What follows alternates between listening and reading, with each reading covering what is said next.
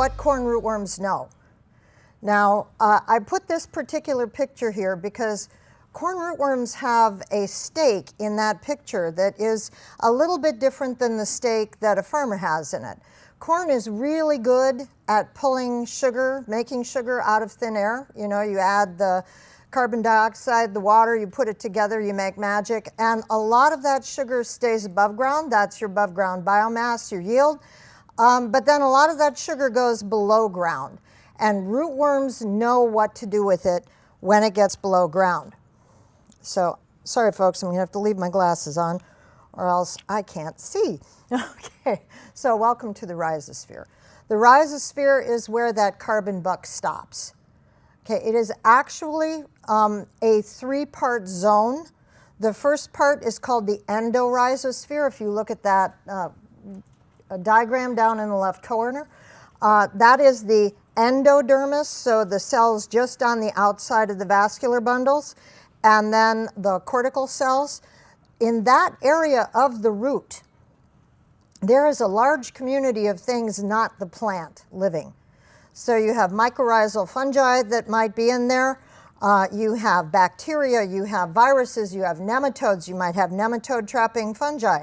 It's actually a pretty busy space. And that's also prime corn rootworm feeding territory.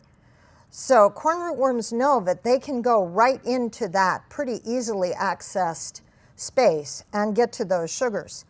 The rhizos plane is the ectodermis, so the very outside, it's indicated in yellow on the diagram, of the root, which includes the root hairs. Root hairs are single cells, and the mucilage, that's your plant soil boundary right there.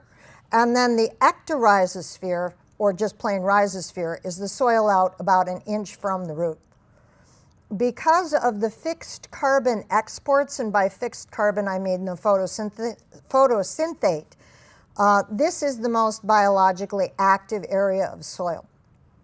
So you get two sources to the soil from the plant. One is direct and one is indirect. The direct is the root exudates. They come out of the actively growing root tips, as you saw earlier in that very nice little bit of video that Ray showed. And then the second one, the indirect route, is through mycorrhizal fungi. Now, mycorrhizal fungi are a massive and important highway in the soil to plants and from plants. About 20% of the sugar that a plant makes is going to go especially into the arbuscular mycorrhizal fungi, which actually live in close community with the plants because they penetrate the root cell, the cortical cell wall, not the cell membrane. The cell membrane invaginates around the fungus and creates what's called the periarbuscular membrane for arbuscular mycorrhizal fungi, which account for about 80% of these associations. That is the place of exchange. The fungus provides water and micronutrients that it can go out into the soil with its vast hyphal network and get. And it can also get it from places that root hairs are physically too big to enter, but hyphae are not. And it provides that to the plant. The plant provides simple 6-carbon sugars to the fungus, which cannot itself cleave sucrose, which is the sugar most commonly found after photosynthesis. Also found in the endorhizosphere between the cells, and mainly in woody plants, are the ectomycorrhizal fungi. They don't penetrate the cell walls, but they do work in between them. Most of those are with woody plants, so if you have a field that has like a tree edge on one side, you're going to have both an ectomycorrhizal community, and then in the field where you have more forbs, you're going to get an endomycorrhizal community mainly. 90% of plants or more have at least one mycorrhizal association. And if you take that number just as a base stat and then add that, we're going to give you 20% of the sugar we make, then for you, you have to know that this is an association that the plants find extremely beneficial.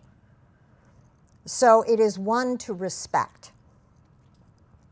The rhizosphere in this area, this is where soil structure gets built. So aggregates are bound together, the sand, silt, and clay.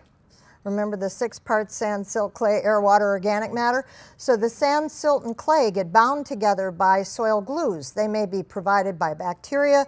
They may be provided as mucilage by the plant.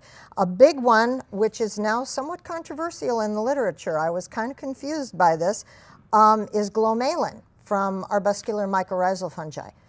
Do they make it? Do they not make it? There's an argument going on right now. I think of it as the dark carbon of the soil universe. I don't care who makes it, I just care that it's there. Now this whole area where you're gluing together aggregates, those aggregates are also getting distributed and positioned on a network, a physical network that is created by the plant roots and by both the necromass, which is the dead fungus, and the living biomass of the mycorrhizal and other fungi, into this internet of soil things. This is most important in the top 8 inches of soil, where it is the most vulnerable to disturbance. So here are the players. Now that we've set the stage, here are the players in our little drama today. So we have corn rootworms. I did my Ph.D. research with corn rootworms. I spent 20 years, so looking at things, adding Ray's reductionist idea, I spent 20 years trying to figure out how to kill them. And while I was trying to figure out how to kill them, I got sort of good at thinking like them, which I have to say is not something you put on a resume, because it really isn't going to show well. But let me tell you what you're up against a little bit here. There are, in this part of the world, 3 species of corn rootworms. If you go farther south and west, we have 4. The Mexican corn rootworm joins the party. So they are beetles. Beetles are 350 million years old. They have survived 2 mass extinctions. We think there are 400,000 species or more. We've named that many. Of course, now people are starting to rename things. There may be as many as 1 million species of beetles. They go everywhere. They're in water, they're in soil, they're in trees. They are everywhere there can be a beetle, there is a beetle. They are incredibly, if you think about what that then means, adaptable. And adaptation is a theme I want you to hold on to as we go through these slides, because it's important, it's what's happening out there. The larvae of the western and the northern corn rootworm are both grass feeders. They are oligophagous, or few feeding. That doesn't mean they only have 2 or 3 host plants. It just means they're kind of restricted in their diet. The western is native to Teosinte in Central America. It came up following corn as corn was domesticated. When it really got excited, though, was when we started making corn fields instead of corn plots. So western really took advantage of that difference between a small growth of corn and a big corn field. The northern corn rootworm is a prairie native. Corn came to it. So it's living on these prairie grasses that might have intense big root systems, but the individual roots themselves are kind of small. And it's making its life there just fine. But then all of a sudden you give it corn with these great big juicy sugary roots, and it was just ecstatic. And yes, I do sometimes use anthropomorphic terms about insects. The adults have wider food preferences than the larvae.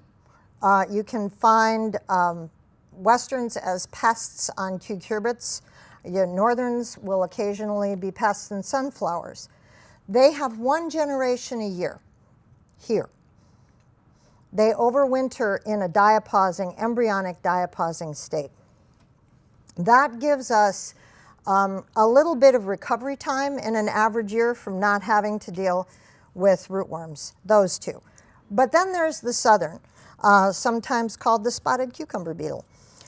It is a North American native. This is a very different animal. Larvae and adults are polyphagous. They have over 200 known host plants. Most of them are not grasses. So you can't necessarily get around them by saying, okay, I'm not going to plant a grass here this year. The larvae are root and stem pests on sorghum, corn, cucurbits, beans, I got to read this list, peanuts, sweet potatoes, soybean, as you heard, mostly forbs. The adults can eat cucurbits and beans and be a pest there. They can also defoliate sweet potato and soybean. And I really have to say that I'm somewhat concerned about this group spreading north, because what has kept them south is winter. They are multivoltine. There's more than one generation a year. And they overwinter as adults. So if our winter's warm enough that they can spread into Minnesota and start surviving the winter, then they're going to be available right away to lay eggs and get going as soon as anything greens up. In that context, they can be stand loss pests in corn, because their larvae will attack the meristem as well as the roots of corn. Okay? Sooner or later, I'll get used to this computer. Corn rootworms are lifelong corn feeders. So the way to think about this is the eggs start in the top 8 inches of soil, and they are going to hatch, and they are going to find that seminal corn root and the early nodal roots. And then as they mature, as they move through their life stages, they are going to go up with corn. So when you get to third instar larvae, early third instars, they exit the roots of they have been feeding inside, they exit the roots, they come back up toward the base of the plant. This is when they get, as we would say, their big teeth, and they attack later nodes of roots as they initiate. So these are the ones that can cause that whole node of roots just completely gone phenomenon. It's not first and second instars that do that, it's thirds. After that, they form a pupal cell. They literally make themselves a little soil cell, glue it together with their saliva, and they pupate, takes them about 8 days, and then you've got beetles. So that third instar feeding is the one that is the most physiologically stressful to a corn plant in most cases. If you have a super heavy infestation, it could be even the first and second instars. Your corn plants then are struggling with lower moisture and nitrogen and nutrient uptake. They have reduced plant hormone production. They are open for infection by fungi and plant pathogenic bacteria. And then if that is severe feeding, if there's enough of that, one node equivalent gone of roots, then you can expect to see yield loss. If it's severe and you get that unfortunate wind event at the wrong time, the corn can fall over, it can lodge. Now, corn being a really tough plant, it's not willing to admit that it's dead when it should admit that it's dead, so it sends down more prop roots and does the positive phototropism, the goosenecking, to get its leaves back up and to try and keep going. The adults then, as we're continuing up the plant, will interfere with pollination by silk clipping. They will fly miles to get to green silks. They will eat pollen. In really, really heavy infestations of adults, they'll actually start feeding on kernels. So that can be a direct yield loss, not a physiological yield loss, and not a mechanical yield loss, which is what you're facing if the corn lodges. Okay. We now know who they are, we know what they do, we know where they're doing it. It shouldn't be easy. Soil is a very busy place, or healthy soil is a very busy place. It should be.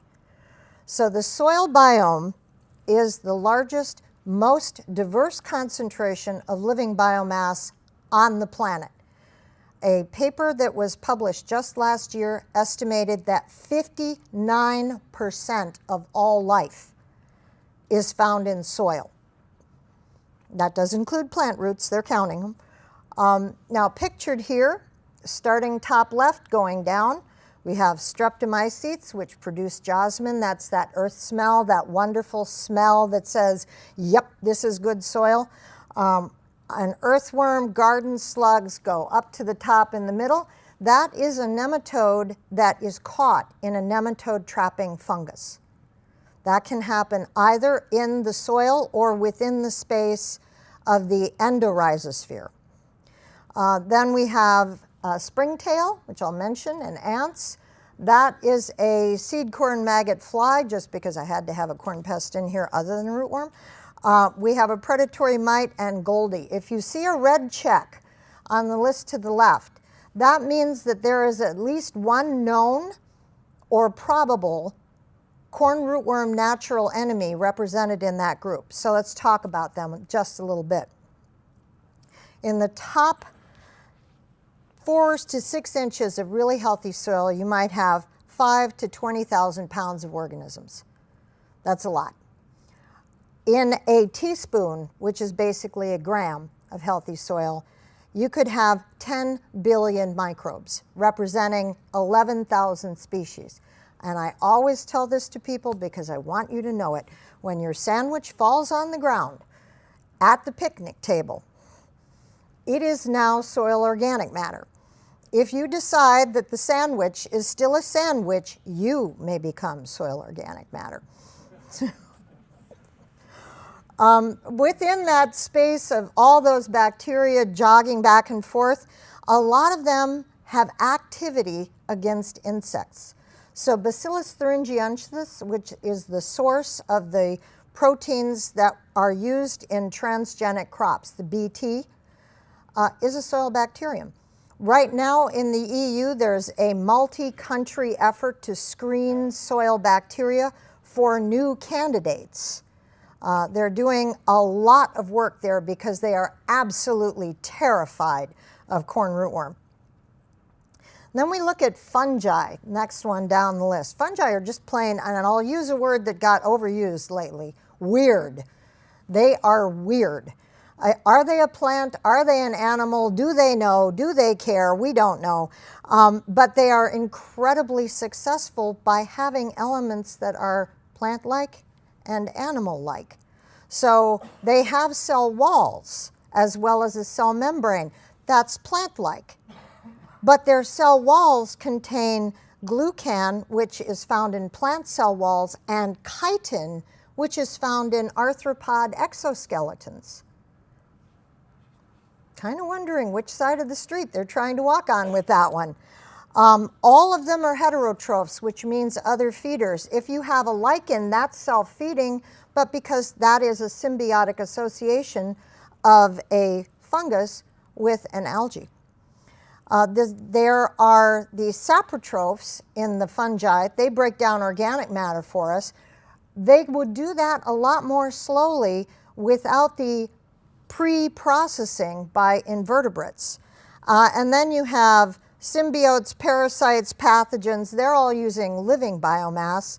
Entomopathogenic fungi have been commercialized for use against soil-dwelling insects like corn rootworm. Bovaria bassiana is one of them.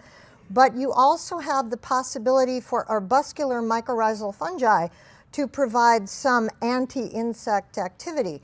There was a greenhouse study I saw that was done in Germany where they introduced Glomus intraradices, which is a corn AMF, in a pot, and then they added corn rootworms or didn't have the Glomus in there. The plants that were colonized by their mycorrhizal associate suffered less root injury and larval development was significantly slowed. Now, was that something the fungus was making? Was that the fungus was physically in the way? They weren't able to go that far.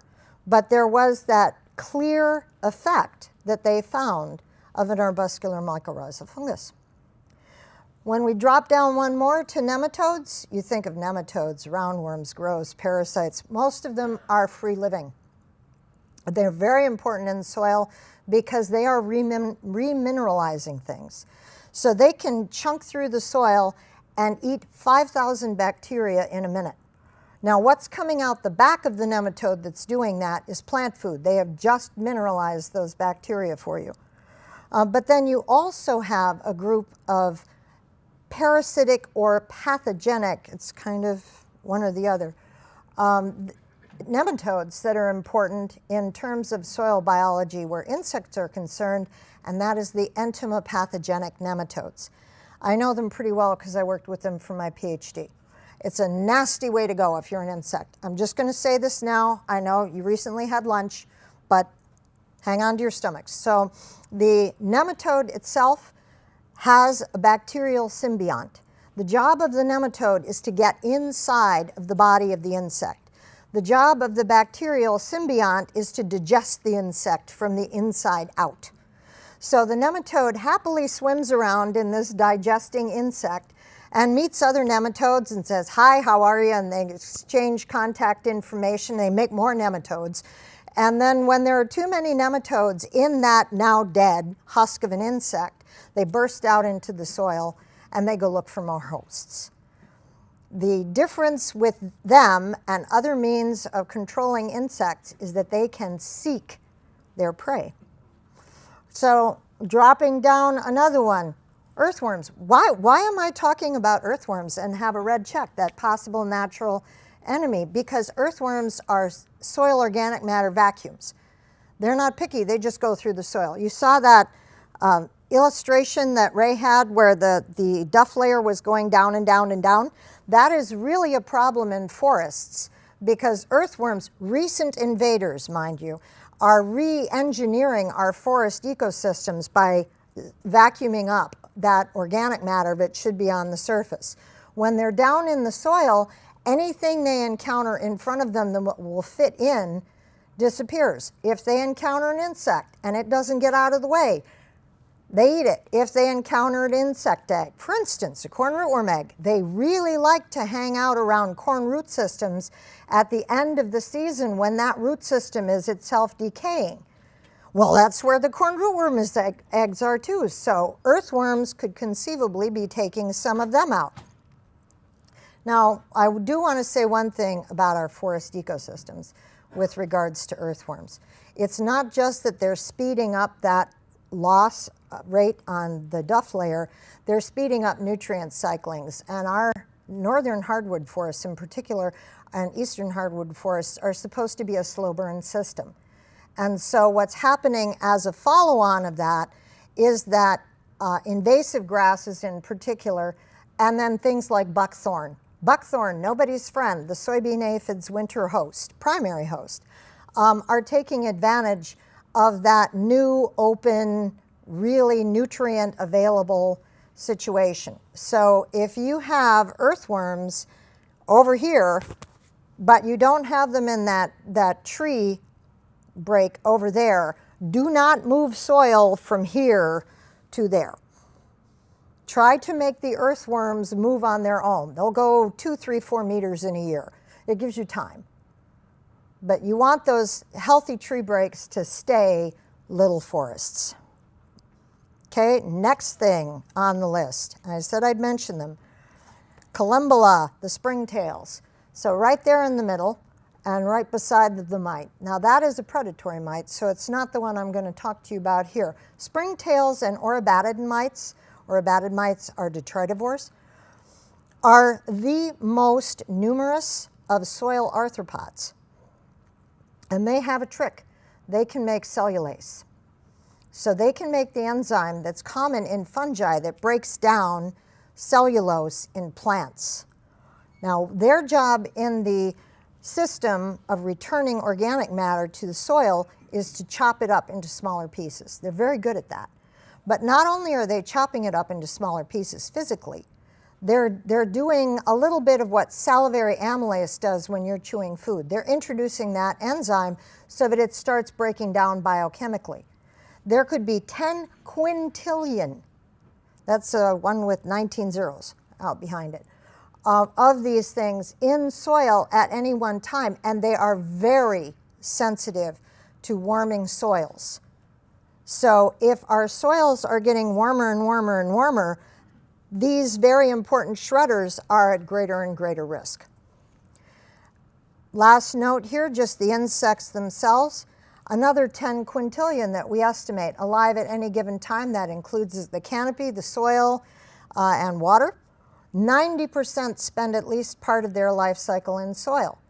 And we wonder why the insects seem to be in decline. It's not just that we're simplifying the plants that are out there, we're disturbing one of their habitats routinely every year.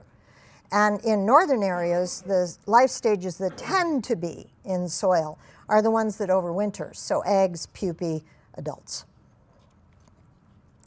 Okay, moving on. So, whoops, that was 2. Sorry about that, folks. With all that going on in soil, why is it that rootworms seem to have it so easy? Well, it's because we set this enormous table for them every year, and we shortened the guest list.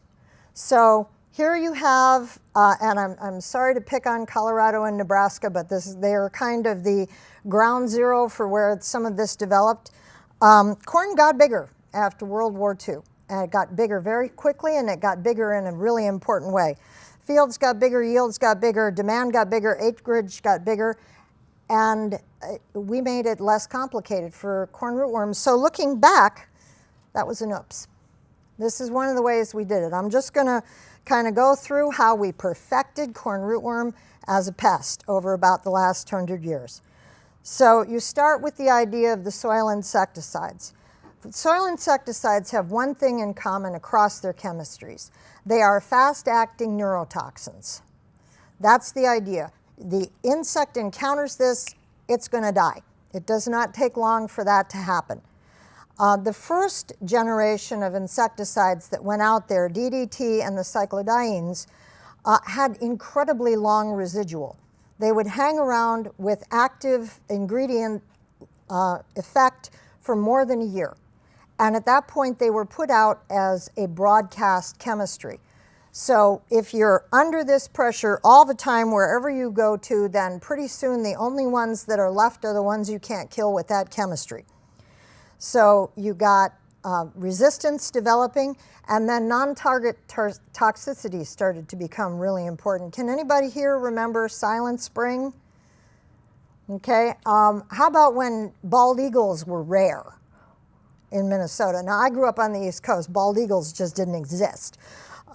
So that was the residual effect, and that's what was producing the bans. So this chemistry was gone. Then you get organophosphates and carbamates. They are more toxic. They are more expensive. So what happened is you started looking for ways, and I did some of this research in the 80s at the university, to minimize the rates. How little could you use and get away with it, and what was the best placement? So you're shrinking the amount and you're shrinking the area treated. They have this other thing. It's important, but it was problematic. It's important because they're biodegradable, so their residual is not long.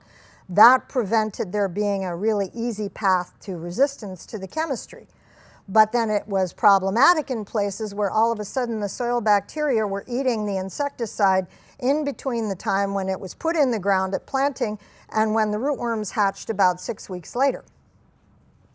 The other thing about soil insecticides is that they protect a zone of soil. You have a toxic zone, and it's typically very close to the core of the root system. So if you go out on the root system, the peripheral roots, they're effectively a refuge for the insects that are feeding there.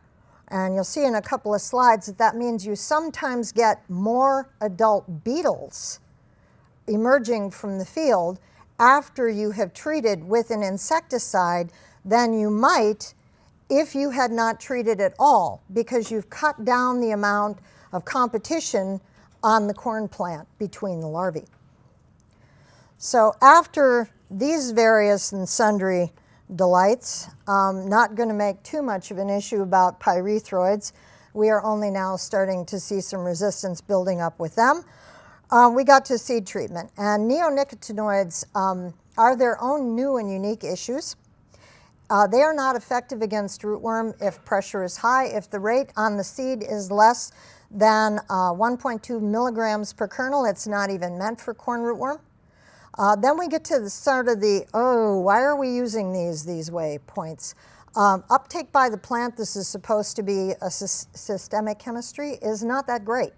In corn, you might get 2% in the shoot. You might have even less in the roots, and the rest of it goes into the soil. It's now starting to be found in shallow groundwater in Minnesota. What the importance of that is yet, we don't know. but we do know that neonicotinoids have significant non-target toxicity, not all of which involves killing things. You get drunken honeybees who can't forage effectively and things like that. So this ubiquitous use of these particular new groups of pesticides is raising questions about their utility and their sustainability. So, come on. Oh, don't do that to me.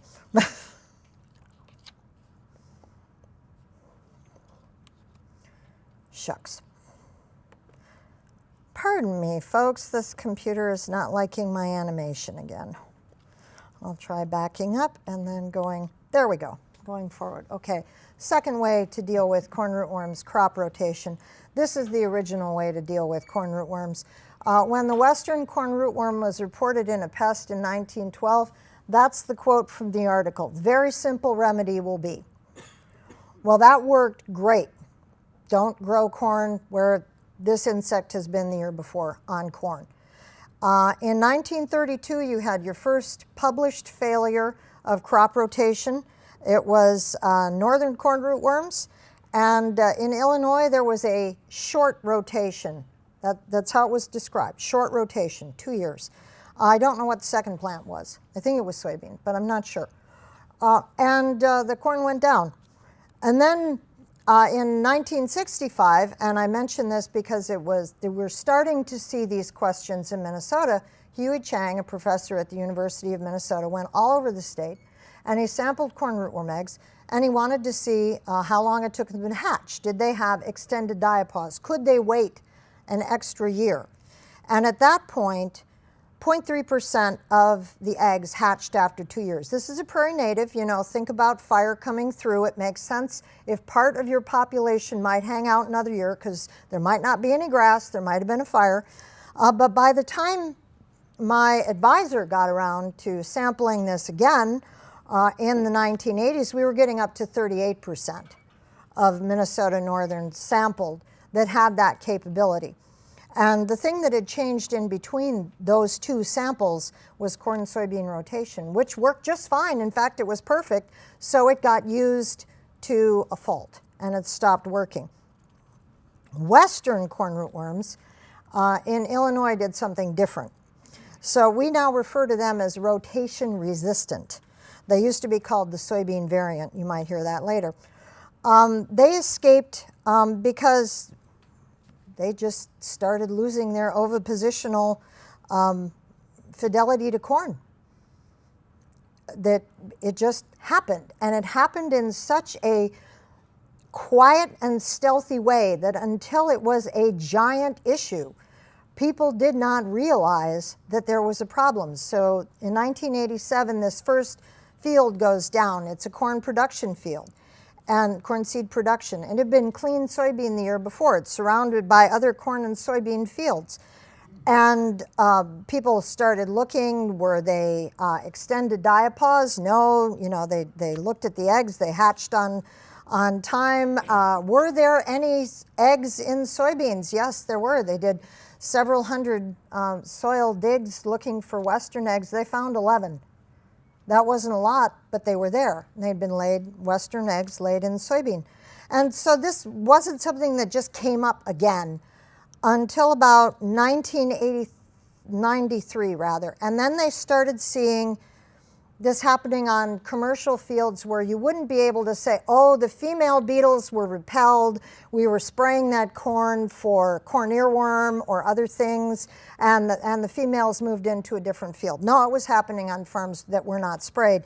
And then in 1995, you all of a sudden have a bullseye of 24 counties in Illinois and Indiana where you have severe damage in first-year corn. And people didn't even have insecticide application equipment for corn because corn and soybean had worked so perfectly all these years. And by then what had happened is the adults rather, had changed their behavior. And not just their behavior. We'll talk about this in a moment. So they are now exploiting other 2-year rotations. you now have to look at, do you want to plant corn with a soil insecticide, or do you want to think about having a 3 or even a 4-year rotation if you're planting corn in areas where you have either extended diapause or rotation resistance. So then we get to the latest and greatest, which is transgenic corn. You can see I've got years to western corn rootworm resistance. So that's the number of years that elapsed between the BT corn being released and a population developing practical resistance, which means more than 50% of the animals are resistant to the technology, and protection has failed. As you can see, that's less than 8 years for every single event thus far released. That's a lot of effort that went into developing them that got used up pretty quickly. And I think part of the reason it got used up that quickly is that it worked that well at first, and other things were starting not to work. And so the adoption was really, really rapid and deep on this technology. And what BT does is it targets the insect's midgut epithelium. So it's the equivalent to your small intestine. And that means it's not as quick as those old neurotoxins were. It opens up pores in those cells, those epithelium cells, and the cell either dies or just stops functioning as well. Pretty soon the insect, although it's still feeding, is starving or it's dying of septicemia, but pretty soon means a period of some days. Now, when that has started to become an issue, I remember being at the Entomological Society conference, I think it was 2015, in Minneapolis, and they were talking about this great new technology that was on the horizon then, which was mRNAi. So mRNAi, first available in 2022, it's in a pyramid with cryprotein. What it does is it produces a double-stranded mRNA, messenger RNA, which enters that midgut epithelium cell, that same cell that you're targeting, and it hijacks the cellular self-defense system and then causes that cellular self-defense system to attack and destroy the messenger RNA of proteins that are routinely needed. And the one that is used right now, the target protein, escorts other proteins to be recycled. So in the absence of that housekeeping program, the cell fills up with junk protein and eventually dies. Again, eventually. Now what's interesting to me is in advance of this stuff being released, Monsanto scientists, it was still Monsanto then, did an experiment where they took this new corn, they planted a field of just it. They tented the entire field. They collected beetles that emerged from that field. They took them into the lab, crossed them with a non-diapausing colony so that they could do this faster. They could get more than one generation in a year. In 10 generations, which would be 10 years out in the field, they had a colony of rootworms that did not take up the double-stranded RNA at all. It just passed right through. And it was every single RNA that they tested. They had 3 or 4 others. They all just passed right through. So we know that that capability is there waiting to be something that the rootworm has to use to get around what we're doing. So, okay, everything we've done is a mess. What now? Well, you look in the soil. You see what in a really healthy, busy soil would be working on, attacking, defending against. And one of them is entomopathogenic nematodes. These are, that's actually some of my data from my Ph.D.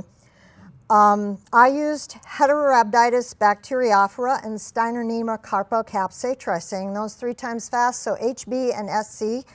And the rates that I used, that's per row foot. So for 33,000, 100,000, 300,000, 900,000 nematodes per row foot, because I'm applying them to the soil surface. I was not trying to get them to establish. I was using them as an insecticide. And if you look, you can see that there were fewer adults emerging with nematode treatment than there were with insecticide treatment, which is the lines on the top of the graph.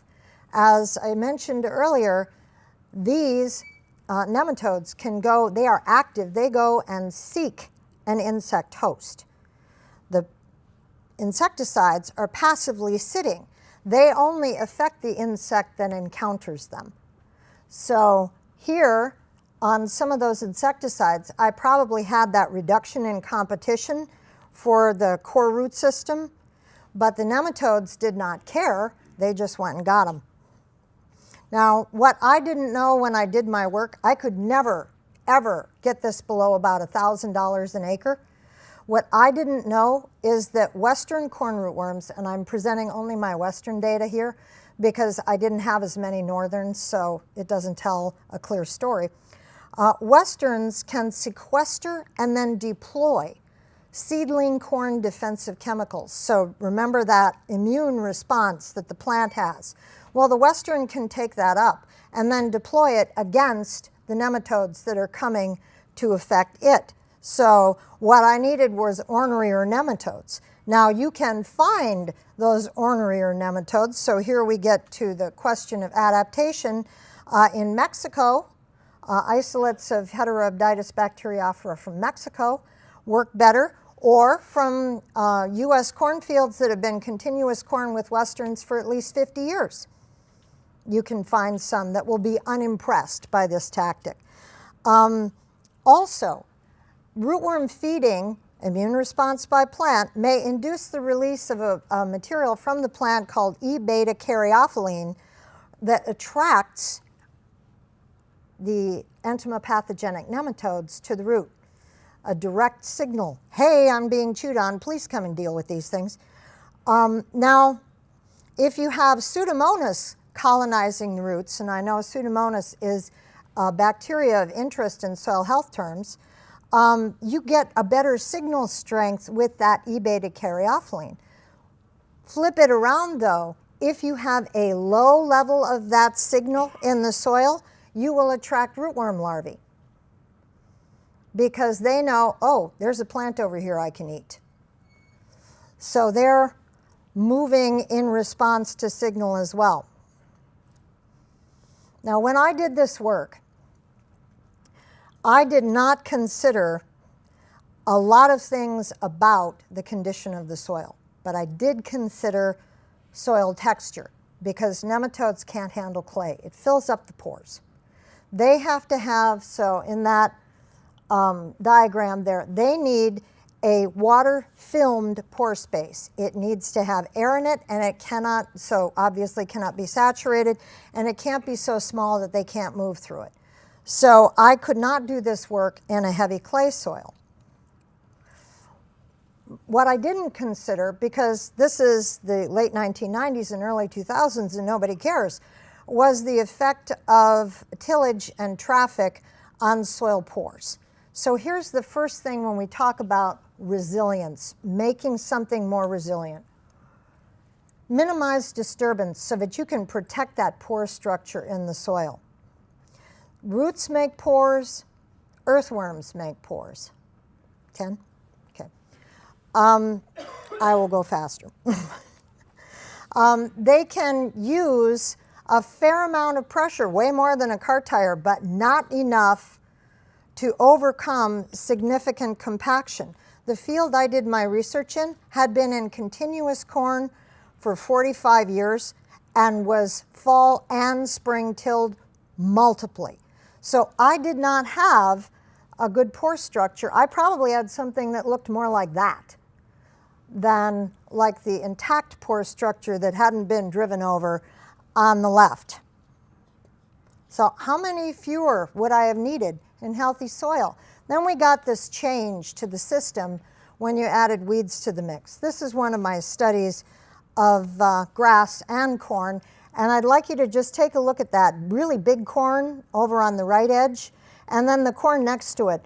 The difference between them is that the really big corn is pre-emergence, and that was yield guard rootworm, and the one next to it is supposedly the ice line. Now, I admit that's a lot of grass competition, but I was always questioning whether or not we had a true ice line because the yield guard rootworm plants were so much bigger than the supposed ice line plants. So one of the things that we started to think about was what happens if you have a lot of plants in the system when a rootworm emerges from the egg. It has about 3 days. It can cover about 16 inches within that 3-day span. If it doesn't get on a root, the right root, not necessarily the only root, within that 3-day period, it's going to be dead.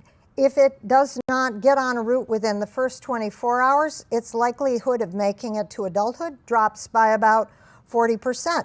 They travel up gradient on carbon dioxide, so they're looking just for root sources. What they're going to do when they get there is taste. If the host is acceptable to them, they will stay. So if you take their taste receptors off, you can make them eat anything. But if the host is not acceptable, if it is not attractive to them, they will leave. So for instance, if a corn plant has been attacked by corn borer or corn earworm, the defensive response in the upper part of the plant will alert the rootworm on the lower part of the plant, even if the lower part of the plant is not making a defensive response, but this is a lower quality host. And I did see them make some decisions in my lab. I had a plate of yield guard rootworm seedlings and neonate larvae. And they came across the plate, stuck their faces in that yield guard rootworm, yanked their heads out, and then started spitting. Mouth parts in all directions, trying to get rid of this stuff. So they were actively rejecting that host. As it turns out, that might have been the point. So if you have alternate host plants, say they rejected it. They didn't get enough to be dead. They rejected it. They go over to this other host plant. Might that be a problem? Well, maybe. My work showed that you could see that strange feeding there. Well, that's the size of a third instar head. And we saw that even not quite that badly, but the first time we planted rootworm corn, we started seeing stalk feeding. So third instars had to be coming from somewhere. It was bizarre feeding. In this 1 year, in the right treatment combination, we saw it fairly significantly. Did those adults show up? If you look to the bars, if I had foxtail, I got some more rootworms out of a plot that had rootworm corn than I would otherwise. There have been other field studies with this, and it basically comes down to if you have grass in the field, an acceptable alternate host, you might get a few more beetles. You won't necessarily see an important change in feeding on the corn. The question is whether or not that might affect resistance management, which is a whole nother discussion that we will have some other time. So another thing you can do, increase plant diversity. So when you have a variety of prairie root systems, each of those prairie roots is building its own rhizosphere. It's building that rhizosphere. The more depths you can build it at, you're having an inoculum going into the next year of the microbes that are there, the plant debris that's there, the soil glues, the invertebrates, everything is set up so that you, as you start the next season, have more to start with. But diverse vegetation from the rootworm's point of view is important because it harbors more predators and parasites and pathogens. That we know. And we need all of them that we can get with rootworm because they have complex defenses. So rootworm blood is repellent. Rootworm larval blood is repellent to some beetles and ants that would otherwise eat them. It gums up the mouth parts of others. So the more diverse group you've got going after them, the more likely that they are to have an impact. Sorry to speed up here, but I want to get through.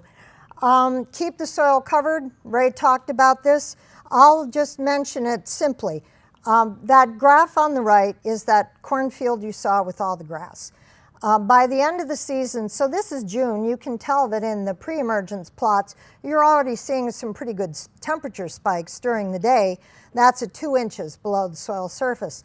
By the time we got to August, we had to wet down bare soil to walk on it. It was getting so hot. So we were basically autoclaving the soil wherever it was bare in that cornfield in 2005. So obviously, if you want to keep plant stress lower, if you want to keep your soil biota more healthy, then you're going to keep that soil covered in the summer as well. Then we get to the question of adults. How am I doing? 5. Okay, we're good. With the adult beetles, with the adults, it's who do you have, where are they, what are they doing? So you want to know, are they in soybean? Are they in sunflower? Are they in corn? Who do you have at any given time? When you go out and scout, if you're scouting early, you're going to be seeing mostly males. They come out 1 to 2 weeks before the females. They have to bulk up and get sexy. The females are mature when they emerge. So when you start seeing females, then there is already mating going on in a field. Western corn rootworm females may feed for up to 3 weeks after that before they start laying eggs. Now, when they start laying eggs, they're obvious because they're pear-shaped. And in the meantime, every time they're going to make a new batch of eggs, they have to feed. But the environment is shifting during that time. The corn is maturing. If the corn silks and pollen, which is their preferred food source, is becoming of lower quality, they'll leave. They'll go looking for something else. For a northern corn rootworm, they come back to corn to oviposit. For western corn rootworms, they might not. So this is why we used to call it the soybean variant, and why I'm wondering if that's not the appropriate word now. Because the rotation-resistant western is primed to leave corn. It leaves corn, it feeds on soybean. Soybean makes it jumpy and stimulates oviposition. So it might do that ovipositing right in the soybean. It is losing its fidelity to corn, which means that you have to be aware of where beetles are, westerns, in soybean, as well as other crops relative to corn. That's different. Also, they have different gut microbiomes than regular old westerns. They express different levels of digestive enzymes, and that allows them to tolerate soybeans' defenses in the leaves. So they are becoming a different kind of corn rootworm. This is something that we've all just seen again. The growing season is getting longer and longer. When I was at NRCS, we did this thing called the Soil Health Initiative. If anybody's interested in it, on the last slide I have a link to our paper, or the address of our paper. This was an attempt to take a look at what was going on in soil when corn, soybean, wheat weren't there, but cover crops were. And so we went out, the farms had been in cover crops for 1 to 3 years when we went out and sampled. We sampled in 2016. For some of these farms, it had been, and that one, lower left, is one of them, it had been more than a month since that crop had been harvested. And so the invertebrates there had to go with what was available to them. I found it really interesting there that anthills were very closely associated with the cover crops in the field. They weren't necessarily by the manure, they weren't necessarily by the corn debris, they were by the cover crops. So when you're looking at the system and going from year to year, and you think about the length of time when crops are not on fields anymore, it's really important to think of ways to keep that system primed and rolling. And then as an end, making your operation more rootworm resilient isn't rocket science, it's rootworm science. So know your competition's strengths, I hope I gave you some idea of them, and play against them. And know your competition's weaknesses and play into them. How you do that is up to you. but I'd heartily recommend using the soil health principles to do it. Thank you.